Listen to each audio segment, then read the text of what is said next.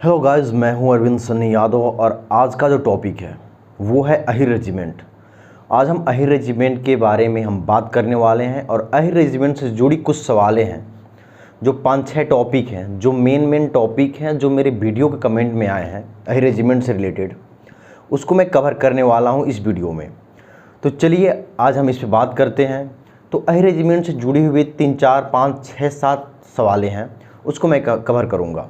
जैसे अहिर रेजिमेंट से जुड़ी सवालों में है कि अहिर रेजिमेंट क्या है, इसका मांग क्यों हो रहा है, क्या ये जातिगत रेजिमेंट नहीं है। अहिर रेजिमेंट एक ऐसा मुद्दा है जो दिन प्रतिदिन एक धार पकड़ती जा रही है, एक तीव्र गति पकड़ती जा रही है, जिसका मांग दिन प्रतिदिन बहुत ज़ोरों से बढ़ता जा रहा है।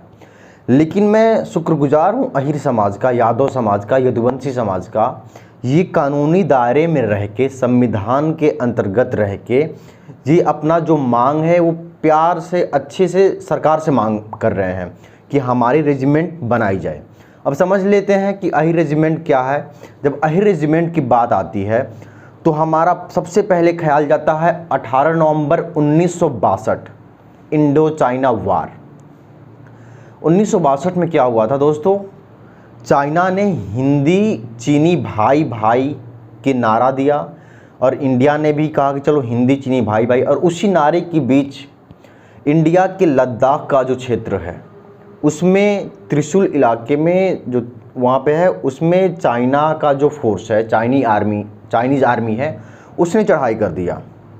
वहाँ पे मात्र 120 यादव अहिर सैनिक थे जो 13 कुमाऊं रेजिमेंट के, उस टाइम अहिर बटालियन के वो फौजी थे। तो उस टाइम वहाँ पे लद्दाख में मात्र 120 अहिर जवान थे जिनका नेतृत्व मेजर शैतान सिंह कर रहे थे। तो बात है वहाँ की।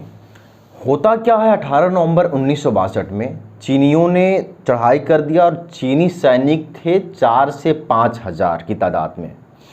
उस टाइम इंडिया आर्मी के पास ना ढंग के कपड़े, ना जूते, ना हथियार, कुछ भी नहीं था, क्योंकि उससे पहले 1947 से 1948 में इंडिया पाकिस्तान वार हुआ था। उससे अभी इंडिया निकला ही था कि चाइना ने इंडिया पे धावा बोल दिया। चाइनीज आर्मी ने चढ़ाई कर दिया लद्दाख पे और मात्र वहाँ पे इंडिया के 120 अहिर जाति के जो 13 कुमाऊं रेजिमेंट है उसमें अहिर बटालियन है, उसमें कि 120 मात्र फौजी थे। लेकिन वहाँ 5000 सैनिक चाइनीज़ के थे और 120 इंडिया के थे। उसमें क्या हुआ, 2 दिन तक लड़ाई चली जिसमें इंडिया सैनिक के पास, जितने इंडिया के सैनिक के पास थे, कोई नॉर्मल जो उस टाइम के मॉडर्न हथियार थे कुछ नहीं था। एक दिन में, 1 से 1.5 दिन में इंडिया आर्मी के पास जितने भी वहाँ हथियार थे ख़त्म हो गए। बम, गोला बारूद, बंदूक की गोलियाँ सब ख़त्म हो गई। लेकिन इंडिया आर्मी ने 1300 चीनी सैनिकों को वहीं पे मार के लताड़ दिया। सोचिए, 120 भारतीय सैनिकों ने 1300 चीनी सैनिकों को मार के गिरा दिया। 6000 सैनिक थे जहाँ पे, उनके पास मॉडर्न हथियार, बम, गोला बारूद सब थे, मॉडर्न हथियार था, लेकिन इंडिया आर्मी के पास कुछ नहीं था। वहाँ पे उसको मार दिया गया। ठीक है, 1300 सैनिक को मार दिया गया। और हमारे जो 2-3 दिन की हमारी इसमें लड़ाई हुई उसमें 116 के करीब में हमारे जो शहीद, मतलब जो सब सिपाही थे वो शहीद हो गए। एक जो उसमें सिपाही थे 5-6 को बंधक बनाया गया, जिसमें एक सिपाही को भेजा गया, एक हमारे सैनिक को भेजा गया, जाओ तुम अपने ऊपर जो तुम्हारे आला अधिकारी है उनसे बता दो तुम्हारे साथ ये हुआ है। बाकी 4-5 जो बच्चे उनको बंधक बना लिया।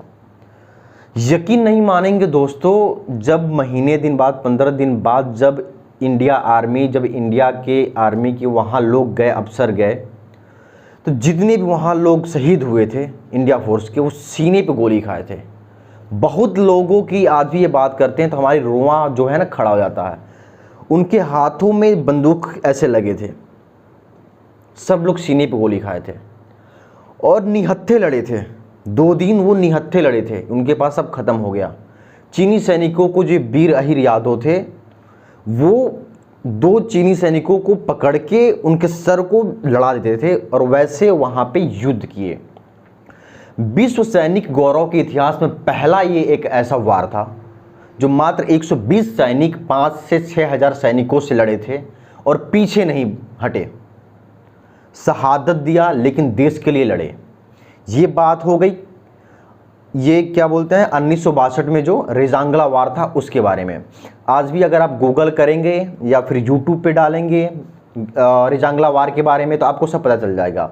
वहाँ पे उस सैनिकों के शहीद होने के बाद वहाँ पे एक धाम बनाया गया जिसका नाम पड़ा अहिर धाम। आप गूगल मैप पे डाल सकते हो अहिर धाम, तो आपको एग्जैक्ट लोकेशन पता चल जाएगा। या फिर जो भी टूरिस्ट आज लद्दाख जाते हैं वो हम एक बार उनसे कहेंगे कि लद्दाख जाइए तो अहिर धाम जरूर जाइए, स्वर्ग गाथा वहाँ के जाके शहीदों को देखिए। मैं तो अभी तक लद्दाख नहीं गया, लेकिन जब भी जाऊँगा वहाँ उनको देखने ज़रूर जाऊँगा, नमन करने ज़रूर जाऊँगा। बात आती है कि अहिर रेजिमेंट का मांग इस पर क्यों उठा।